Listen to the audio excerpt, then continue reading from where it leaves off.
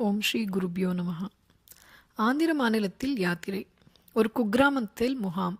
பின்தங்கிய மக்களே வசித்து வந்த ஒரே ஒரு தெரு. எனவே சற்று தள்ளினாற்போல் கிராம மக்கள் ஒரு கீற்று கொட்டகை போட்டு தந்திருந்தார்கள். கொட்டகை முழுவதும் பசுஞ்சாணி தெளித்து சுத்தம் செய்திருந்தார்கள். ஒரு மூலையில் மகா பெரியவர்களுக்கு தனி இடம். கொட்டகைக்கு வெளியே நின்று கிராமத்தாருடன் சம்பாஷித்துவிட்டு சிப்பந்திகள் எல்லாரும் உள்ளே நுழைந்த போது ஒரு தாய்ப்பன்றி 7-8 குட்டிகளுடன் உள்ளே நுழைந்து விட்டது வெகு சுவாதீனமாக. சிப்பந்திகள் கற்களை வீசி எறிந்தார்கள். சூ போ போ என்று. பெரிதாக இருந்த தாய்ப்பன்றி அசையவே இல்லை, பயப்படவே இல்லை என்றால் குட்டிகள் ஆனந்தமாக அட்டகாசம் செய்து கொண்டு தாயின் மேல் விழுந்து புரண்டன. பெரியவாள் சிப்பந்திகளை அழைத்தார்கள்.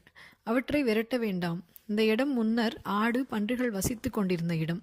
அவற்றை விரட்டிவிட்டு நமக்காக கொட்டகை போட்டு கொடுத்திருக்கிறார்கள். நான் தாம் நில ஆக்கிரமிப்பாளர்கள். பகவான் வராக அவதாரம் செய்து பூமியை ரட்சித்திருக்கிறார். அம்பாளின் அம்சமாக வாராகி தோன்றியிருக்கிறாள்.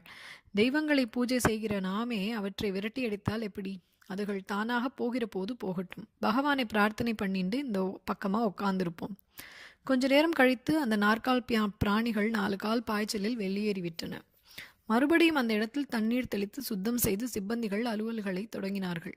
பெரியவாள் கண்களை மூடிக்கொண்டு ஜபம் செய்து கொண்டிருந்தார்கள். வராக ஸ்தோத்திரமாக இருக்குமோ, வாராகி மந்திரமாக இருக்குமோ, சந்திரமௌலீஸ்வரருக்குத்தான் தெரியும்.